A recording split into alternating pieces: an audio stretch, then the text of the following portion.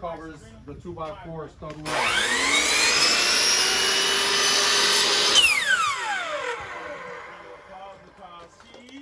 All right, so today, Felix is doing what you call an extension jam.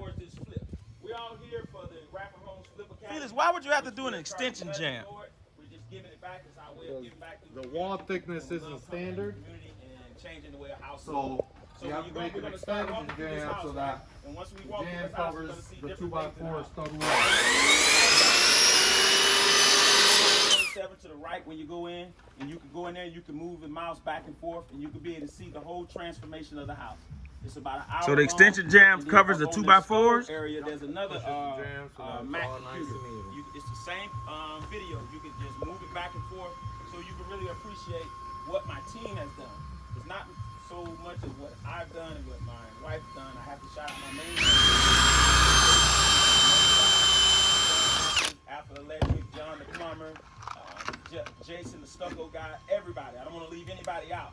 So my whole team that helps me out. But my wife purchased this house, a little bit about this house. Extension jams.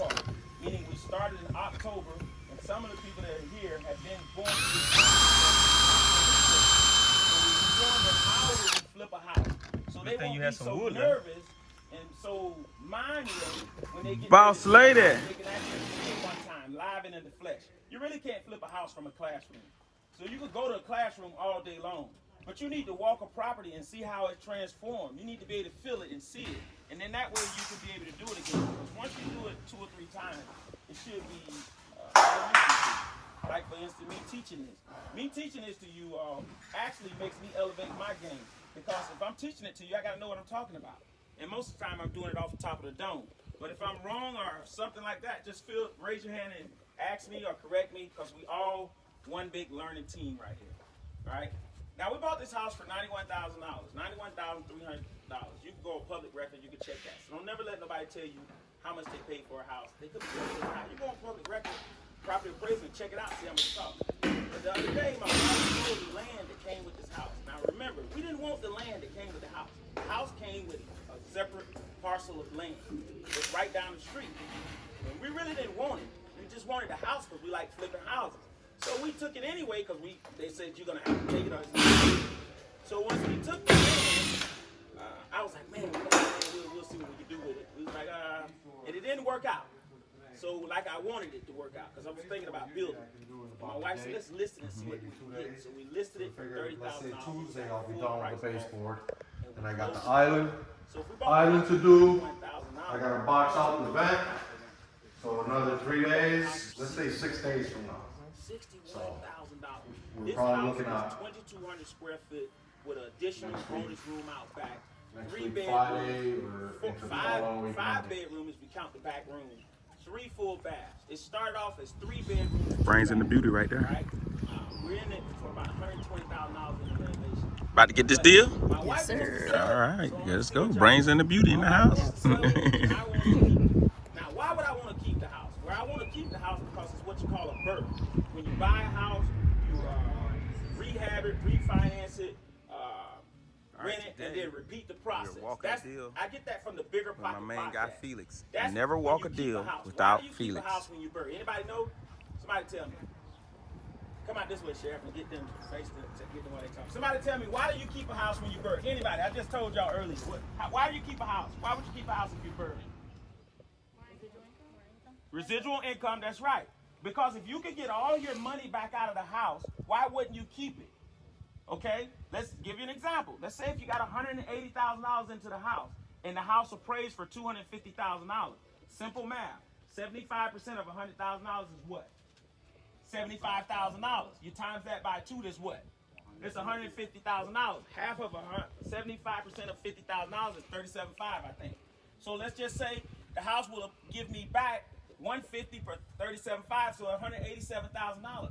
Don't have $187,000 into that deal. That's a house that you keep. You keep it in your portfolio. Why do you keep that in your portfolio? Because then you have residual income, and then you go to Mid-Florida Credit Union or Center State, and then you do what you call a cash-out refinance. They'll come out, they'll send an appraisal out here to look at the house, and they'll give you 75% of the loan-to-value of the house. okay? And when they give you that, the house is free and clear, so we got the 75% back, right? Then we could go on and do the next thing with the next house. Now, if the market dictates that this house goes into a frenzy, a bidding war, it goes above asking price, then yeah, it makes sense to sell it because you could transfer that equity or that capital into another project that's more lucrative than this project. For example, a duplex. You, instead of renting this out for $1,600 a month, you could build a duplex and rent the duplex out for $1,250 on each side. Then you have how much? $2,500 a month. So your money goes further if you're gonna move and allocate the money to a more resourceful and profitable situation. You get it? So think about that whenever you start coming in to flip houses. You're gonna have to have what you call an exit strategy. You need to know if you're gonna keep it, if you're gonna sell it, if you're gonna do rent to own, if you're gonna do Section 8 housing, or you're gonna just rent it straight out. You gotta have all those different perspectives in place because it really affects how you flip the house. Because let's say you get the house and it does not appraise at the appraisal value that you want. Then you're stuck holding the bag. So you gotta have a plan B on how you wanna move. Now with me and my wife, we have a plan A and a plan B. All right, she wants to sell it. So we sell it. It's looking like it's gonna be a great sale. A lot of people are interested in it. And then I wanna keep it. I wanna keep it because I know I get to write off all the taxes. I get to have the property. I get to make about $600 a month cash flow. So if you add that times 10 to do short numbers, because 10 is easy. We know there's 12 months in a year. But if you do 10 and 6, that's what, $6,000 a month, a year, right? The other two, don't count the other 2 months. Why you don't count the other 2 months? Somebody help me. Backup money in case you need it for some repairs. Oh, what's your name? Maria. Give Maria a round of applause, y'all. Backup money. Maria hit it right on the head. You have to have what you call reserves. If you don't have reserves in this game, you're shooting yourself in the foot. So the last 2 months, I don't even count the last 2 months. I count the year by 10. I don't use the 12th month. I use 10 months. So I make $6,000 off this house, right? The other $1,200 is going to go back into coming over here fixing the sink, coming over here taking care of this, doing the yard, doing anything like that, all right? So that's a good analogy right there. Now, anybody else? Before I get started and I start walking in here, I want to answer any question. I need 3 questions before we go inside and start walking. What are 3 hot questions that I can get from somebody? Go. Where do you get your funds from if you don't use your own money? Perfect question. Check it out. Where do you get your funds from if you have your own capital? There's several ways that you can get your funds. Number 1, you need to start marketing. All right, today we got some landscaping done. I can't tell you how nobody else gets their funds, but I can tell you how we get our funds. We market. I constantly market. Right now I'm live on Facebook. I'm going to put that on YouTube, Instagram, LinkedIn, Snapchat, TikTok, the whole 9 yards. I'm going to put it everywhere. Right? So I'll be going in next. The private money guys are going to come and see what I'm doing. Landscaping. Not so much as what I'm doing. Got us some trees. They're going to get behind Putting the sod in next. And the floors are getting ready to go down. They're going to say, hey, We're simultaneously painting at the same back time. from the military, retired 23 years, came back home, he's going back into Bartow where he grew up, taking dilapidated homes, and he's fixing them up with excellent nice. And not putting in no lifting on the floor. So they're going to want to give you the money. So your marketing You gotta pay when you're supposed to. private money to you. The private money, the capital will come to you by you marketing and doing good work. All right? And showing your team. Remember, it's not about me because I don't turn a wrench on nothing. I don't know how to turn a wrench, but I know how to be here every day. I know how to make sure everything is coordinated. I know how to call the guy and say, why you are not here? I know Home Depot has a credit card that I can get up under RadfordHomes LLC, so it does not affect my DTI or my personal credit utilization. Your credit utilization, you got to keep it down. If your credit utilization is above 30%, then it gives you a dean. So I go over and I put it on my personal on RadfordHomes LLC. Why do I put it on RadfordHomes LLC? Because RadfordHomes LLC is not going for personal credit. So if I go to Home Depot and I have a $60,000 limit, I have $100 grand. So if I got about 60 grand worth of equipment for this house, this is a true story. I'm not making this up. Self-leveling the floor. I then put it on my credit card. Now, what credit card is it? Getting ready to install the floor. My DTI, my debt to income. So I put it on That's your flooring right here. Right? Waterproof, luxury vinyl plank flooring.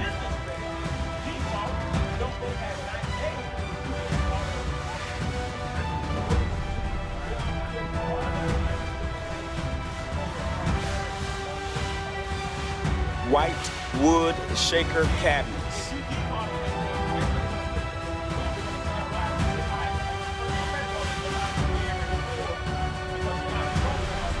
Got a nice little touch right here. That's what we call a pot filler right there. So that you don't have to move you're cooking your greens on your stove, fill it up with the water right here from the pot filler, instead of moving it all the way over to the sink. We got the black hardware on the knobs. My main man Felix is Gabriel, who's my main guy. John Atkins, we bought the house for $61,000. This house is 2,200 square feet. Salute all veterans, 23 years, United States Army, retired, hood. Five bedrooms. Give all the honor, praise, and glory to God. Right? We're in it for about $120,000 in the renovation. But my wife wants to sell it, so I want to see what y'all think. My wife wants to sell it, and I want to keep it. Now, why would I want to keep the house? Well, I want to keep the house because it's what you call a BRRRR. When you buy a house, you rehab it, refinance it, rent it, and then repeat the process. I get that from the Bigger Pocket podcast. That's when you keep a house. Why do you keep a house when you BRRRR? Anybody know? Somebody tell me. Come out this way, Sheriff, and get them. Somebody tell me, why do you keep a house when you BRRRR? Anybody? I just told y'all earlier. Why do you keep a house? Why would you keep a house when you BRRRR? Residual income, that's right. Because if you could get all your money back out of the house, why wouldn't you keep it? Okay, let's give you an example. Let's say if you got $180,000 into the house, and the house appraised for $250,000. Simple math. 75% of $100,000 is what? $75,000. You times that by 2, that's what? It's $150,000. Half of 75% of $50,000 is $37,500, I think. So let's just say the house will give me back $150 for $37,500, so $187,000. I don't have $187,000 into that deal. That's a house that you keep. You keep it in your portfolio. Why do you keep that in your portfolio? Because then you have residual income. And then you go to Mid-Florida Credit Union or Center State, and then you do what you call a cash out refinance. They'll come out